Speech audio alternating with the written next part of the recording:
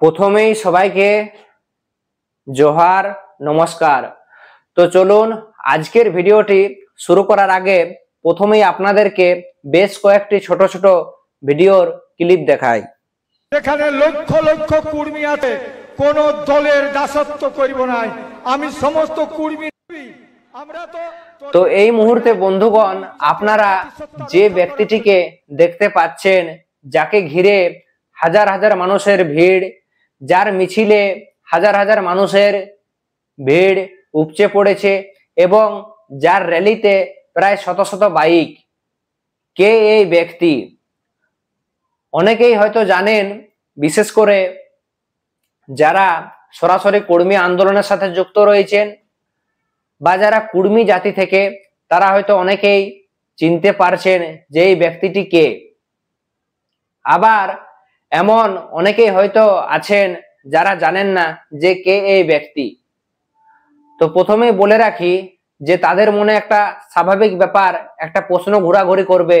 সেই প্রশ্নটা কি না, ইনি হয়তো কোনো বড় পলিটিক্যাল পার্টির প্রতিনিধি বা কোনো রাজনৈতিক দলের নেতা, তাই হয়তো তাকে ঘিরে এত পরিমাণে ভিড়, বা তাকে ঘিরে বা তাকে কেন্দ্র করে এই যে এত বড় একটা মিছিল, সেই মিছিলের আয়োজন করা হয়েছে। তো বলে রাখি বন্ধুগণ, ইনি কিন্তু কোনো রাজনৈতিক দলের প্রতিনিধি নন, আর ইনি কিন্তু কোনো পলিটিক্যাল পার্টির লিডারও নন।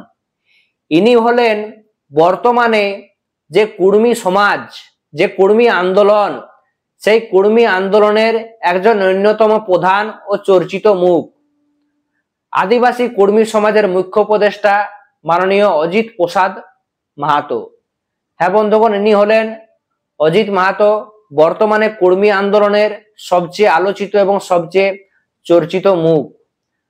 বর্তমানে যার ভাষণ শোনার জন্য বা যার র্যালিতে যদি আমরা দেখি, তো সেখানে কিন্তু হাজার হাজার লক্ষ লক্ষ মানুষের ভিড় কিন্তু লক্ষ্য করা গেছে।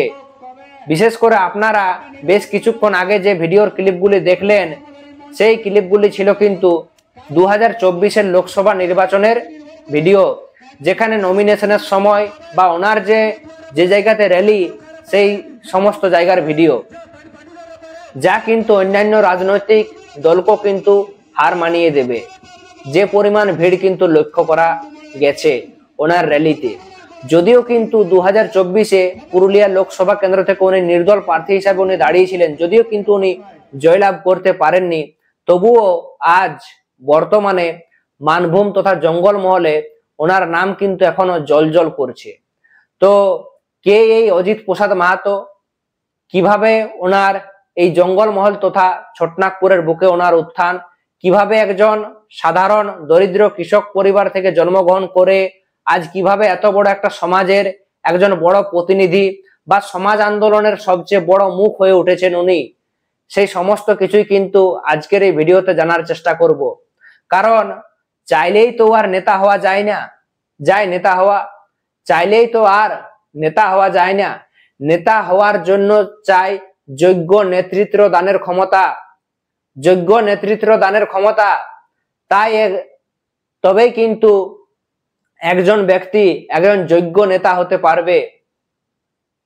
তো আজ অজিত বাবু উনি বর্তমানে এই যে কর্মী সমাজকে যে উনি নেতৃত্ব দিচ্ছেন, ওনার যে জীবন সংগ্রাম, হয়তো অনেকেই হয়তো মনে করতেই পারে বর্তমানে যারা যুব সমাজ রয়েছেন, যে এই কর্মী আন্দোলনের মধ্য দিয়েই হয়তো অজিত বাবুর উত্থান।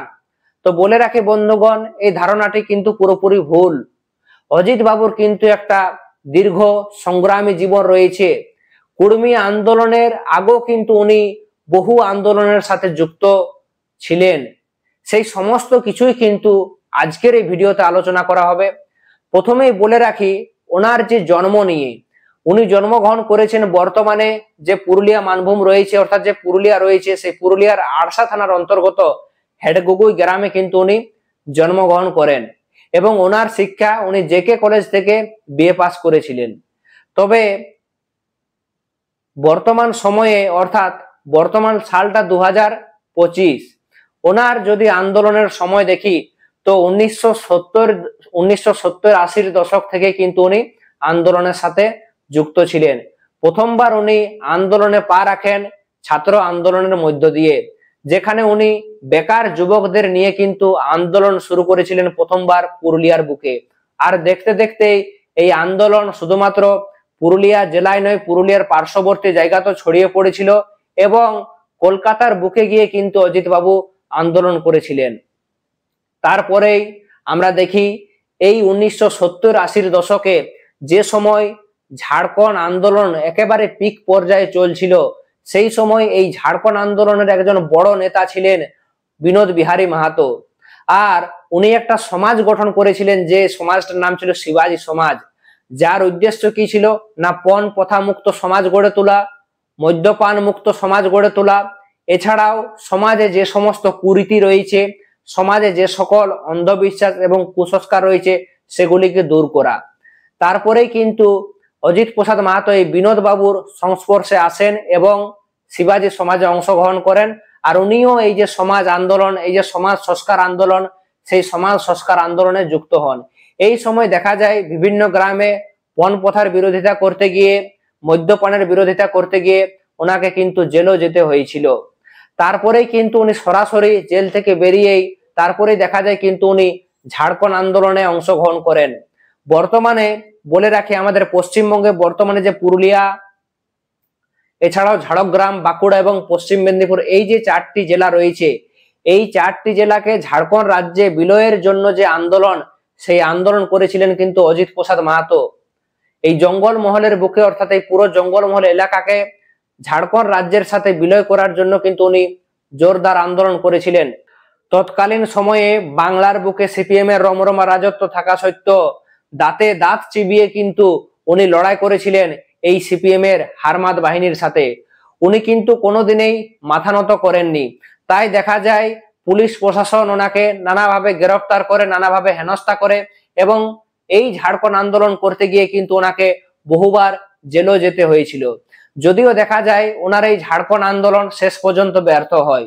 সকলেই হয়তো জানেন, এই যে 2000 সালের 15 নভেম্বর বিহারকে দুভাগে বিভক্ত করে, অর্থাৎ বিহারের একটা বড় অংশ নিয়ে ঝাড়খণ্ড রাজ্য গঠন হয়, কিন্তু পশ্চিমবঙ্গের এই জঙ্গলমহল এলাকাকে কিন্তু ঝাড়খণ্ড রাজ্যের সাথে আর বিলয় করা হয়নি। অর্থাৎ ওনার যে ঝাড়খণ্ড আন্দোলন, সেই ঝাড়খণ্ড আন্দোলনের সাথে যে এই যে যুক্ত করার যে একটা পরিকল্পনা জঙ্গলমহলকে, তা কিন্তু পুরোপুরিভাবে ব্যর্থ হয়। ঝাড়খণ্ড আন্দোলন শেষ হওয়ার পরও কিন্তু উনি কিন্তু হাতে হাত রেখে কিন্তু উনি বসে থাকেননি। উনি কিন্তু বুঝতে পেরেছিলেন বহিরাগত সংস্কৃতির দ্বারা কিন্তু এই মানভূমের সংস্কৃতি আক্রান্ত হচ্ছে। এই মানভূমের সংস্কৃতি কিন্তু দিনের পর দিন যেন বিলুপ্তির পথে এগিয়ে চলেছে। আর তাই কিন্তু উনি জোরদার এই মানভূমের সংস্কৃতি বাঁচানোর জন্য কিন্তু উনি জোরদার আন্দোলন শুরু করেন, যার একটা বড় পরিণাম আমরা দেখতে পাই বন্ধুগণ, কাড়া লড়াই বিষয়। হ্যাঁ, আমরা দেখি যে বেশ কয়েক বছর আগে প্রশাসনের তরফ থেকে মানভূমের যে ঐতিহ্যবাহী যে কাড়া, সেই কাড়া লড়াই যখন বন্ধের নির্দেশ দেওয়া হয়, আর ঠিক মানভূমের এই ঐতিহ্যকে, মানভূমের এই গর্বকে বাঁচিয়ে রাখার জন্য কিন্তু উনি জোরদার আন্দোলন করেছিলেন এই মানভূমের বুকে। একদিকে যখন উনি মানভূমের সংস্কৃতি বাঁচানোর জন্য লড়াই করেছিলেন, ঠিক সেই রকম মানভূমের জল, জঙ্গল, জমিন রক্ষার জন্য কিন্তু উনি জোরদার আন্দোলন করেছিলেন। তারপরে দেখা যায় এই ছোটনাগপুরের বুকে যখন কুর্মী আন্দোলন, কুর্মীদের দাবি দাবা, এসটির দাবিকে নিয়ে যখন আন্দোলন শুরু হয়, সেই সময় কিন্তু উনি সরাসরি এই আন্দোলনে ঝাঁপিয়ে পড়েন এবং এই আন্দোলনের নেতৃত্ব দেন। উনি যে সংগঠনে ছিলেন, সেই সংগঠনটার নাম ছিল পূর্বাঞ্চল আদিবাসী কুর্মী সমাজ। তবে পরবর্তী সময়ে দেখা যায় এই পূর্বাঞ্চল আদিবাসী কুর্মী সমাজের সাথে ওনার মতবিরোধ হওয়ায় উনি কিন্তু এই সংগঠন থেকে বেরিয়ে আসেন। এরপরেই দেখা যায় উনি নিজের মতো করে এককভাবে উনি কিন্তু আন্দোলন শুরু করেন। আর তারপরে উনি বিভিন্ন কুর্মী জনজাতির মানুষদেরকে একত্রিত করে বিভিন্ন আরো যে কুর্মী সমাজের যে সমস্ত সামাজিক সংগঠনগুলি রয়েছে, তাদেরকে একত্রিত করে উনি একাধিক বড় বড় কর্মসূচি গ্রহণ করে, যার মধ্যে সবচেয়ে বড় একটা কর্মসূচি ছিল, সেই কর্মসূচিটি ছিল দিল্লি চালা কর্মসূচি। আর এই দিল্লি চালা কর্মসূচিতে প্রায় 50,000-এরও বেশি কুর্মী সম্প্রদায়ের মানুষেরা কিন্তু ট্রেন ভাড়া করে, হ্যাঁ বন্ধুগণ, ট্রেন ভাড়া করে তারা কিন্তু দিল্লির যে রামলীলা ময়দান রয়েছে, সেই রামলীলা ময়দানে তারা ধর্ণা প্রদর্শন করেন। যদিও এর ফল জিরো, অর্থাৎ এর ফলও কিন্তু কুর্মীদের দাবি কিন্তু পূরণ হয়নি। তারপরে আবারও দেখা যায় যে দিল্লি চালার পরও কিন্তু উনি থেমে থাকেননি। এরপর কলকাতা চালা থেকে শুরু করে ডহর ছেকা, এইভাবে একাধিক আন্দোলন চালিয়ে যায়। আর এই আন্দোলনগুলির মধ্যে সবচেয়ে জোরালো বা যে আন্দোলনটি জাতীয় স্তরে সাড়া ফেলেছিল তা ছিল কিন্তু 2022 সালের 20 সেপ্টেম্বর রেল অবরোধ। হ্যাঁ বন্ধুগণ, 2022 সালের 20 সেপ্টেম্বর রেল অবরোধ। আর এই 20 সেপ্টেম্বর রেল অবরোধ আমরা দেখি যে 5 দিন ধরে চলে, আর যা শুধুমাত্র রাজ্য স্তরেই নয়, সারা দেশ জুড়ে কিন্তু এর একটা বড়সড় প্রভাব লক্ষ্য করা যায়। আর তারপরে দেখি যে বিভিন্ন প্রতিশ্রুতি দিয়ে সরকার এই রেল অবরোধ তুলে নেয়, তারপরে আবারও তারা রেল অবরোধ করে। এইভাবে কিন্তু আন্দোলন কন্টিনিউ চলতে থাকে এবং হুলহুলির টাড়ে আমরা দেখি শেষে এক মহা সমাবেশ হয়। আর এই সমাবেশও অজিত প্রসাদ মাহাতোর ডাকে প্রায় লক্ষ লক্ষ কর্মী জনজাতির মানুষ শুধুমাত্র আমাদের পশ্চিমবঙ্গেই নয়, ঝাড়খণ্ড, উড়িষ্যা, আসাম থেকেও, এছাড়াও পশ্চিমবঙ্গের উত্তরবঙ্গ থেকেও কিন্তু প্রচুর কর্মী সম্প্রদায়ের মানুষেরা কিন্তু এই হুলহুলির টাড়ে কিন্তু জমায়েত করেছিলেন। যদিও এখনো পর্যন্ত কর্মীদের যে এসটি ইস্যু, যদিও এত বড় জমায়েত করার পরও এখনো পর্যন্ত কর্মীদের যে মূল দাবি এসটির দাবি, সেই এসটির দাবি এখনো পর্যন্ত পূরণ হয়নি। তাই আদিবাসী কর্মী সমাজের মুখ্য উপদেষ্টা অজিত প্রসাদ মাহাতো আগামী দিনে অর্থাৎ ভবিষ্যতে যে 20 সেপ্টেম্বর রয়েছে, আগামী দিনে যে 20 সেপ্টেম্বর, সেই 20 সেপ্টেম্বর তারা কিন্তু পশ্চিমবঙ্গ, ঝাড়খণ্ড, উড়িষ্যা এই 3টি রাজ্যের 100টি জায়গায় কিন্তু রেল অবরোধের ডাক দিয়েছে।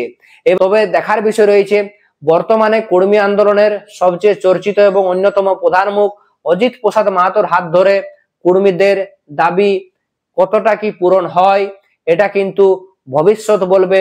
আপনাদের কি মনে হয় বন্ধুগণ? তো আপনারা আপনাদের মতামতটি অবশ্যই কিন্তু নিচে কমেন্ট বক্সে কমেন্ট করে জানাবেন। ততক্ষণ অবধি সকলকে জোহার, নমস্কার জানিয়ে আজকের মতো ভিডিওটি এখানেই সমাপ্ত করছি।